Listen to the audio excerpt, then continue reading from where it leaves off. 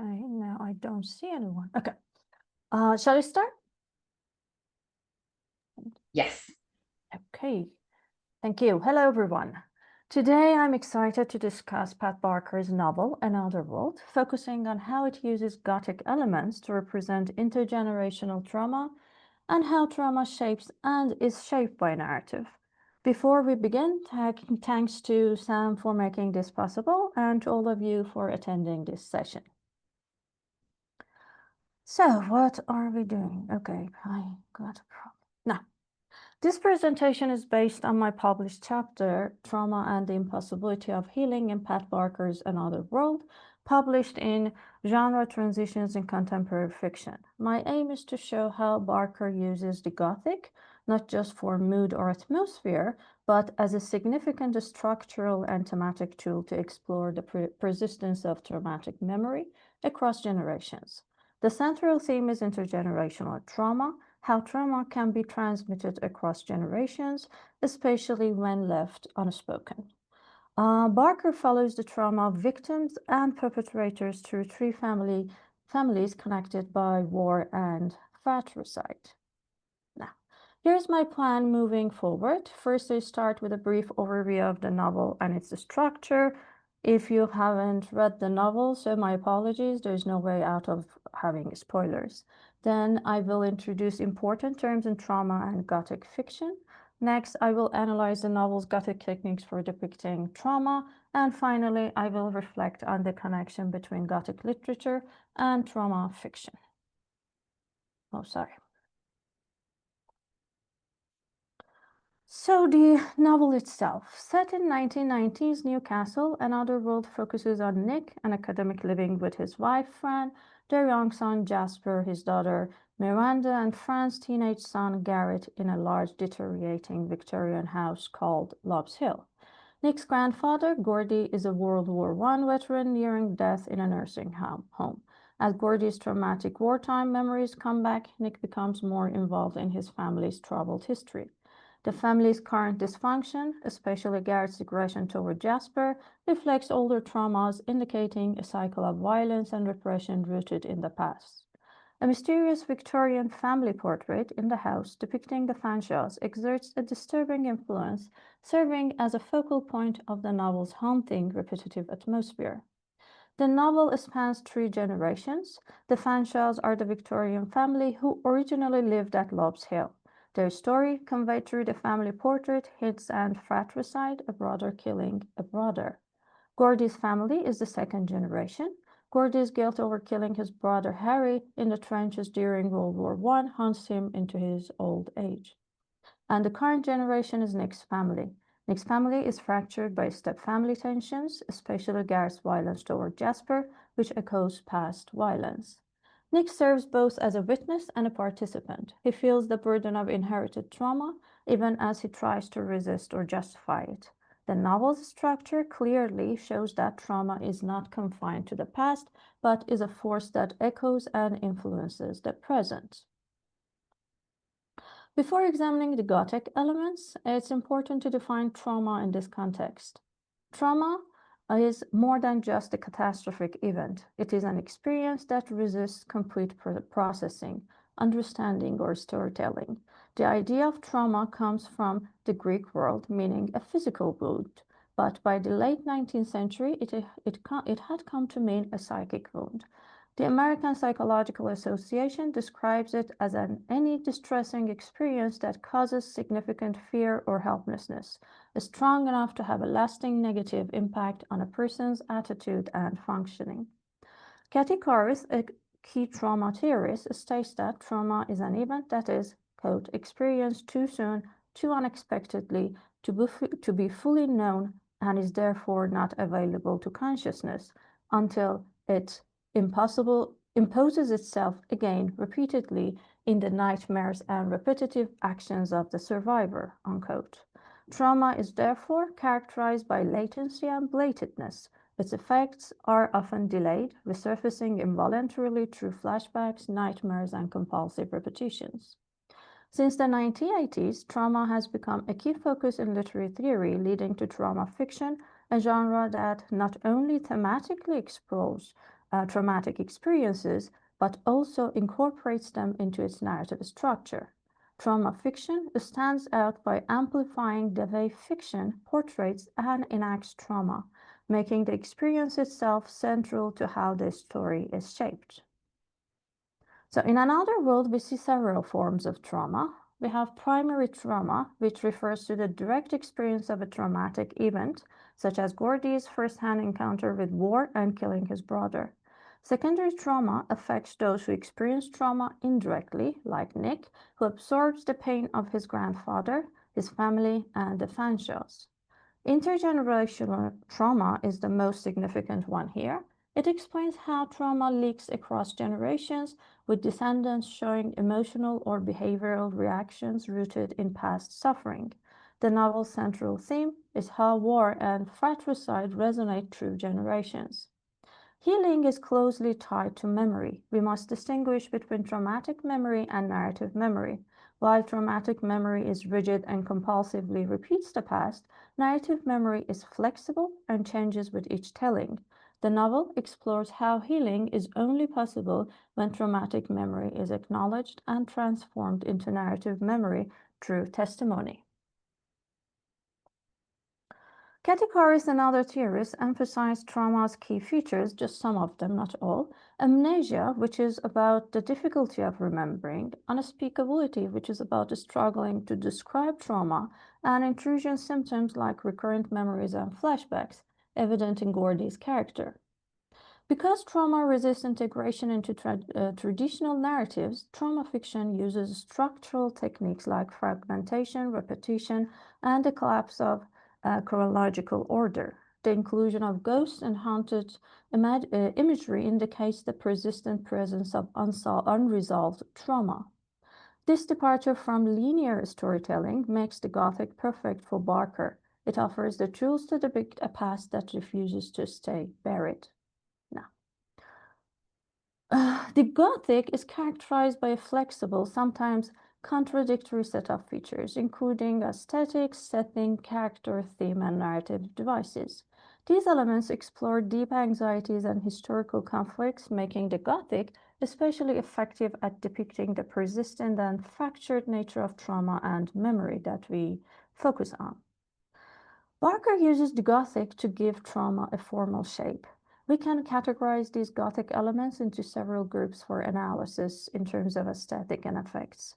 The Gothic disturbs reality and evokes emotion through the uncanny, abject, sublime, and a sense of ambivalence and oscillation.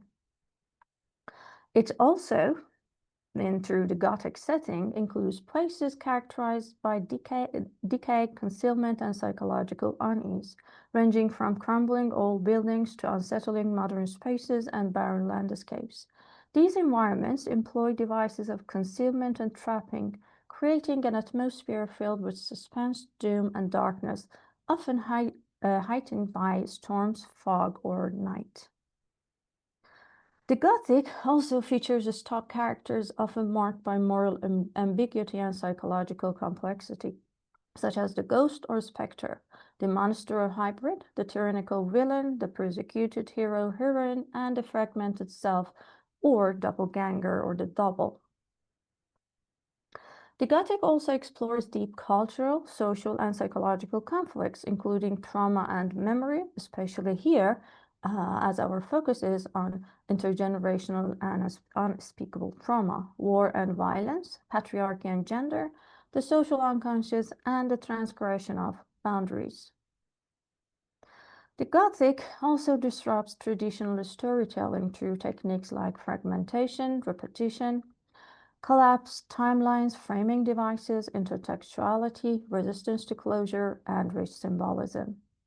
Now let's examine how some of these elements directly embody trauma in another world. In Gothic theory, the uncanny or unheimlich describes when something deeply familiar becomes strange or threatening. Barker uses 4 key examples in another world to destabilize reality and collapse the distance between past and present. I should mention that these are just a few examples, and if you read the novel, you will definitely find a lot of examples even in a single page.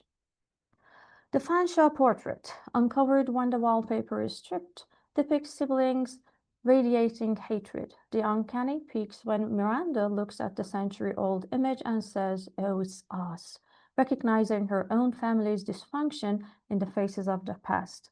The wallpaper acts as a membrane holding back history. Nick's painful effort to remove it, his hands blistering, symbolizes the cost of excavating trauma.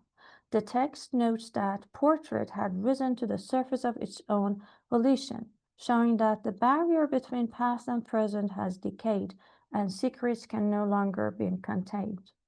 After portrait is revealed, Nick attempts to cover it up with a coat of Alzheimer white paint. This color choice is significant. It evokes both the erasure of memory and the desire to forget, paralleling the way families and societies try to obscure painful histories. However, just as Alzheimer's erases personal memory, painting over the portrait cannot truly erase the past. The trauma remains, lurking beneath the surface. Gordy's polished steel shaving mirror from the trenches is another uncanny object. When Nick looks into it, it doesn't reflect his face, but instead shows a blurry, swollen, distorted image. The most familiar thing, his own face, becomes alien, transformed by an object marked by trauma. Staring into the distorted mirror, Nick questions, is it his own face, Gordy's, or Harry's? The trauma blurs identity, making the grandson and the dead brother interchangeable, creating a sense of the double.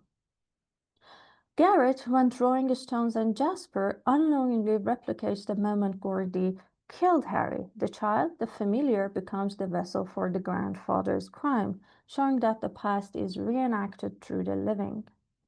Barker's use of the uncanny demonstrates that trauma is not merely external or historical, but something repressed and deeply familiar, returning to disturb the present, making the unacknowledged hatred of today inseparable from the buried history of the house and the family.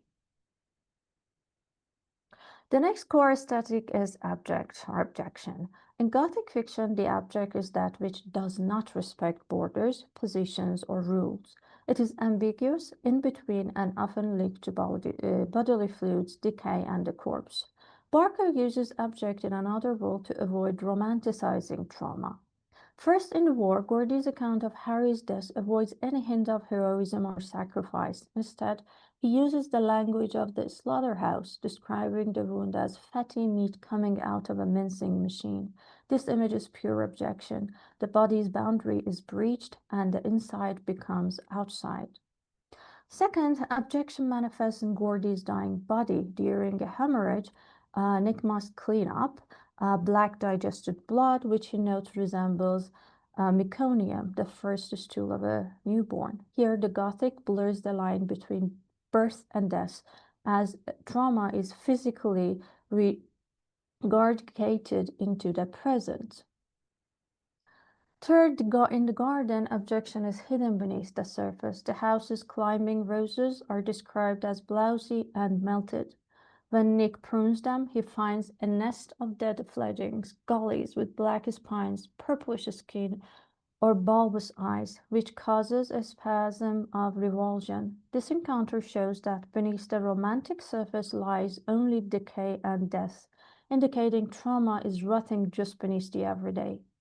Finally, domestic contamination brings abjection into the present. This is the part I really hated the most.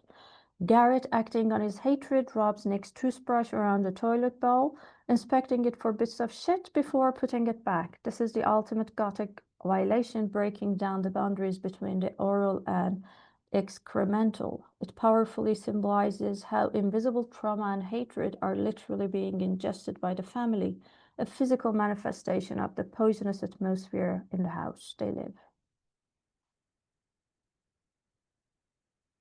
The Gothic sublime isn't just about beauty in nature, it's about feeling overwhelmed by awe and terror when confronted with something vast or incomprehensible, making us feel small before annihilating abstractions. Barker places the sublime at the Tipwell Memorial to the Missing of the Somme. When Nick visits with Gordy, he is repelled by the monument. It dominates the landscape, which Nick describes as a warrior's helmet with no head inside. The memorial's power stems from the magnitude of loss.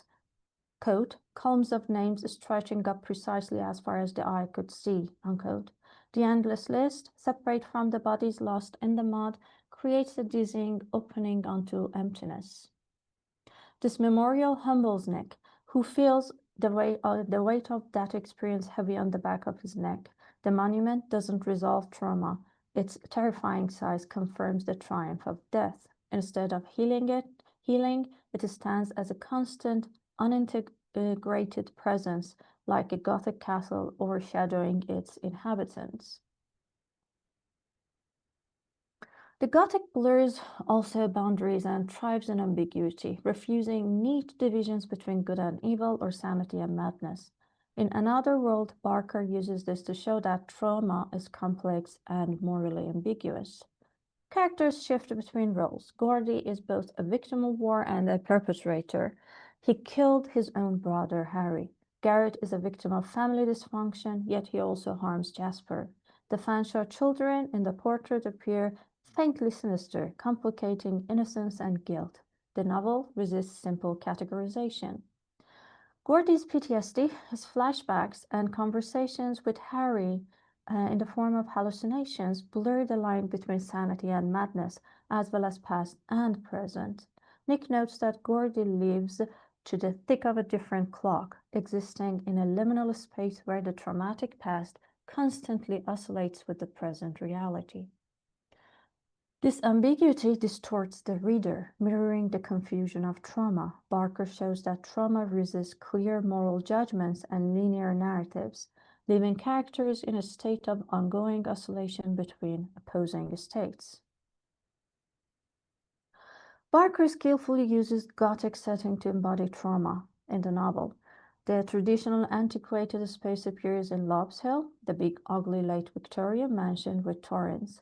Miranda links it to Wuthering Heights, and the house acts as a vault. Its walls literally conceal the portrait, the family's unspoken trauma, behind layers of wallpaper. Barker also adapts to modern Gothic with the Summerfield estate, a landscape of social trauma. Nick calls it Beirut on Time, describing charred houses with huge holes in the wall as if hit by artillery shells. This connects the domestic trauma in the old house to the collective trauma of the industrial city. Moreover, the atmosphere intensifies the sense of collapse as Gordy faces death and the ghosts of the Somme. The outside world responds with a Gothic storm. The wind howls down the chimney, hurls rain against the window. The environment mirrors the character's inner turmoil, blurring the boundaries between inside and out. The most traditional Gothic figure in the novel appears in the ghost of Muriel Fanshawe, who appears to Nick, Miranda, and Garrett at different points. She is more than a plot device. Muriel embodies traumatic memory. Because the Victorian fratricide was never acknowledged, it cannot rest.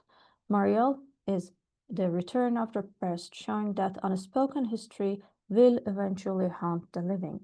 Barker uses the doppelganger to illustrate the repetition compulsion. Garrett, the troubled stepson, is the double of Gordy, the World War I veteran.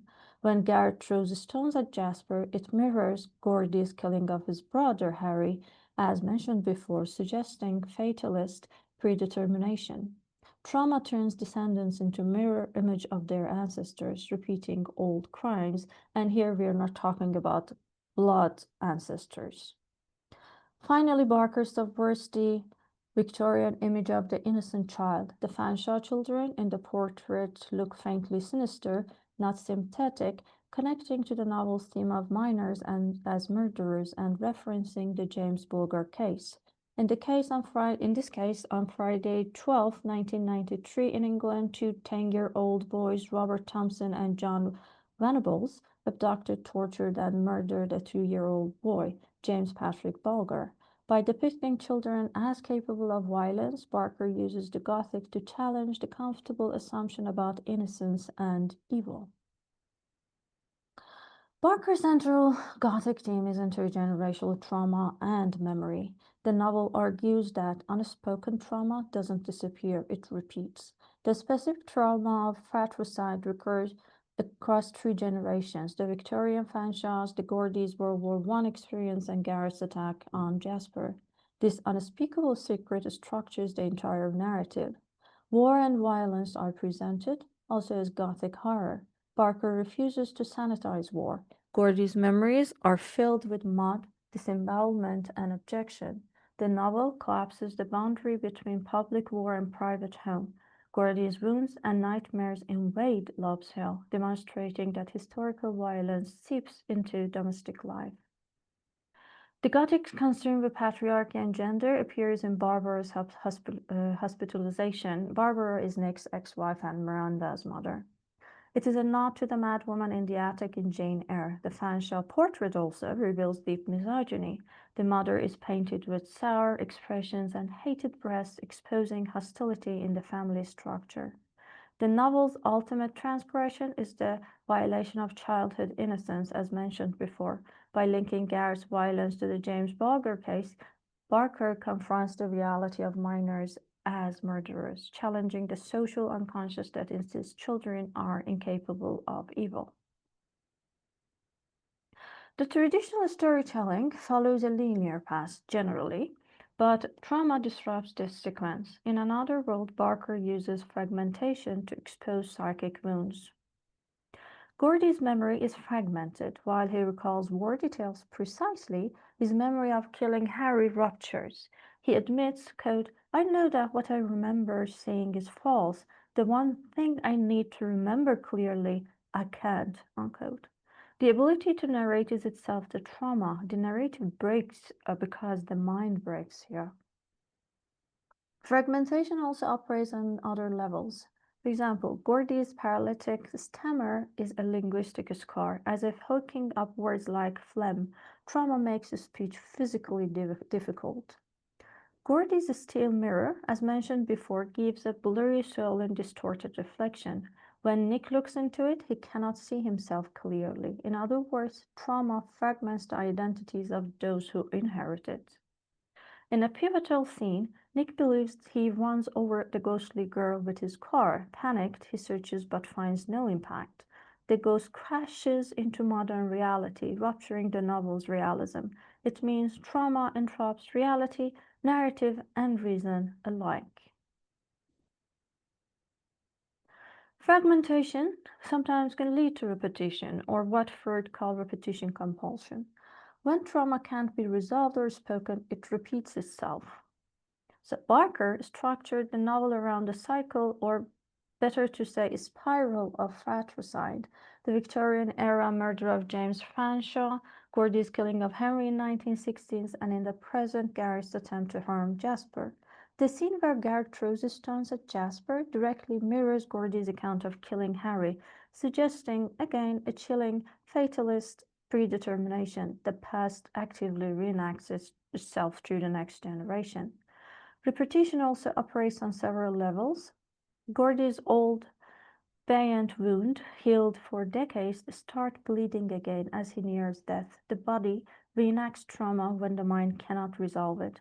The past literally bleeds into the present. Garrett spends hours playing video games, dying repeatedly. As it is narrated, Garrett died 3 times in the past hour.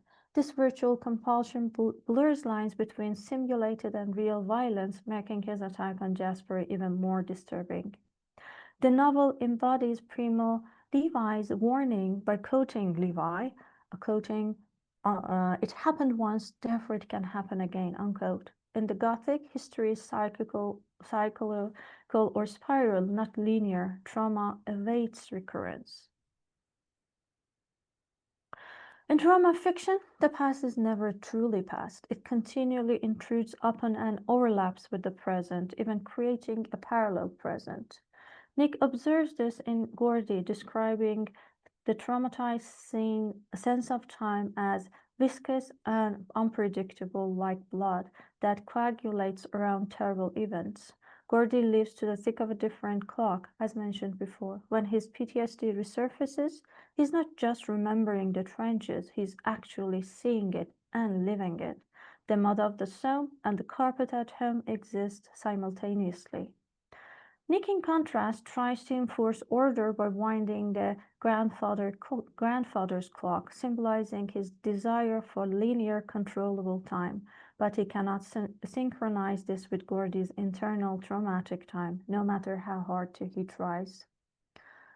Barker embeds the collapse of time throughout the novel. For example, at the Jorvik Viking Center, the family rides a time wagon that travels backward, pulling them away from the present. This literal regression mirrors the psychological pull into the past. Another example is when Miranda watches a facial reconstruction video in which living flesh is wrapped around an ancient skull, creating a composite face that resembles the dead person rather than the living. The dead past forms the structure of the living present, as if looking at the face of the past, or as close to it as we can get. The next example is when Nick reflects on the ageless graves in France. Kept young by devotion, traumatic time is frozen, never decaying, so the trauma remains perpetually fresh, defying the natural flow of history.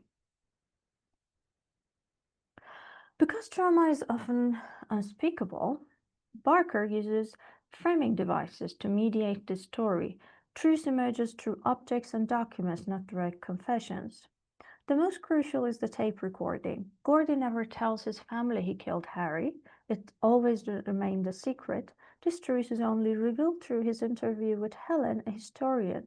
Similarly, Nick uncovers the house's past by reading a book named The Notable Northern Murders, a book within the book. These frames contain the truths that characters cannot state or share directly. Barker also shows how frames censor or distort reality and trauma. For example, Gordy's field service postcards allowed only pre-selected phrases. He sent "I'm quite well" from the hell of the Somme. The form itself enforced silence, making it impossible to communicate the trauma at the time.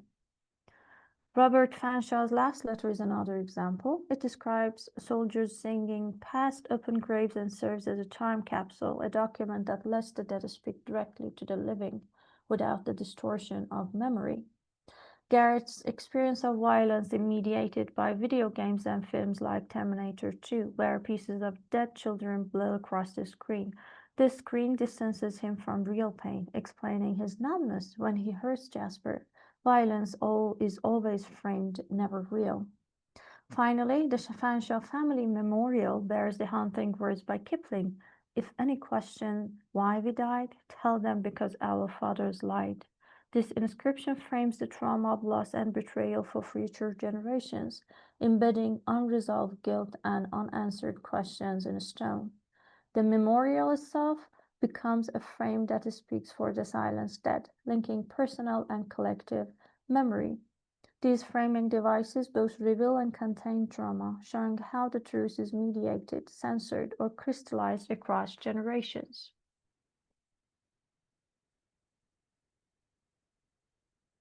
Barker widens her novel's scope through intertextuality, referencing classic Gothic works to show that trauma is not unique to one family, but a part of a broader literary and even historical lineage.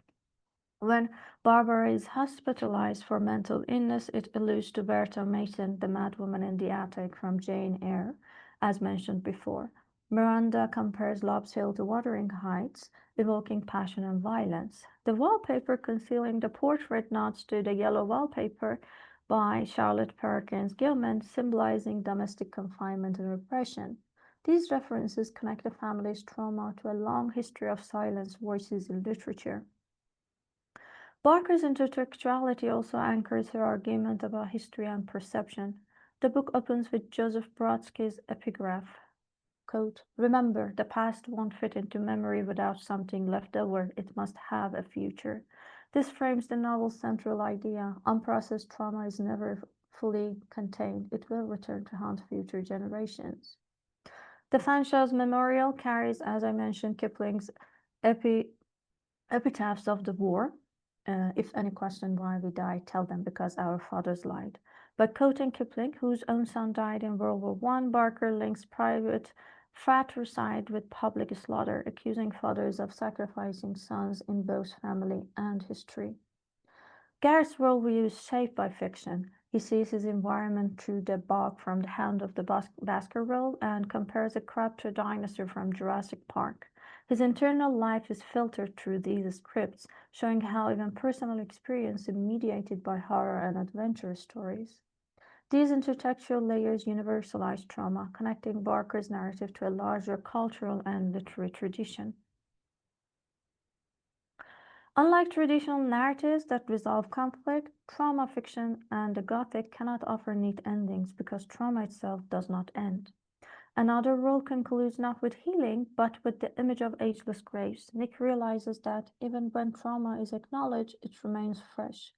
The novel suggests the past is a revenant, a ghost that keeps returning. The effects of war and violence are far from over, and the story leaves us with the unsettling truth that the past cannot simply be fixed, it must be lived with. Barker resists closure in several ways. First, there is no redemptive confession. Gordy's admission doesn't save him, as Nick observes. Neither speech nor silence had saved him. The novel admits that some wounds are too deep for even the talking cure. Second, instead of punishing villains and rewarding heroes, the novel ends with the innocent and the guilty lie together. There is no divine justice, only the reality that death claims everyone alike. Finally, Gareth neither transforms nor finds redemption. The threat of fatalist predetermination and the urge to repeat violence remain. The ghost of fratricide isn't exorcised, it is merely acknowledged.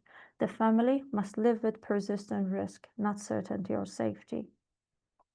Barker's resistance to closure leaves the reader, like the characters, in an unsettled state, mirroring the ongoing, unresolved nature of trauma itself. So, why is the Gothic such a powerful mode for representing trauma?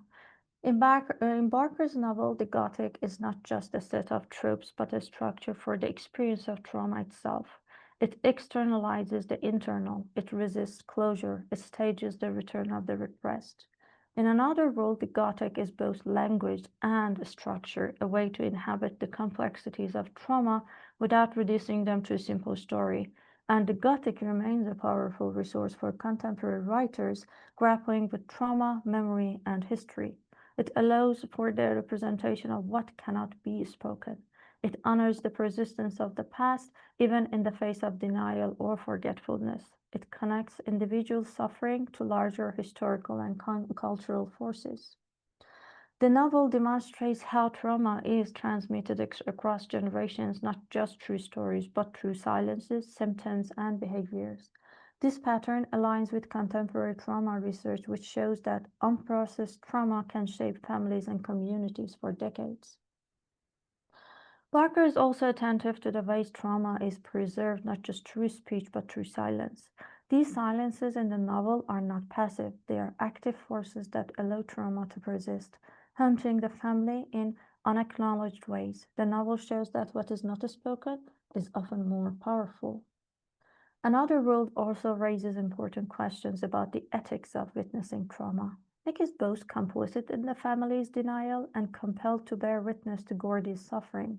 The reader, too, is drawn into the position of the witness, forced to confront the novel's violence in silence. Barker refuses to offer easy resolutions. The work of witnessing, she suggests, is ongoing and uncomfortable. The act of bearing witness does not resolve trauma, but acknowledges its presence and power. Finally, while some trauma narratives move toward healing, another world is skeptical of closure. The novel suggests that some wounds do not heal, some histories cannot be assimilated, the ending is ambiguous. Nick's family is still fractured, Gordy is dead but not at peace, and the past remains unresolved.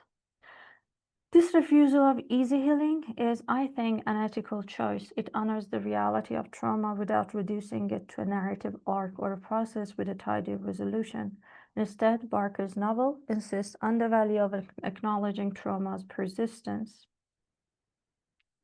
Thank you for listening. I hope this presentation has offered a useful framework of thinking about the intersections of Gothic trauma and contemporary fiction. I look forward to your questions and discussions.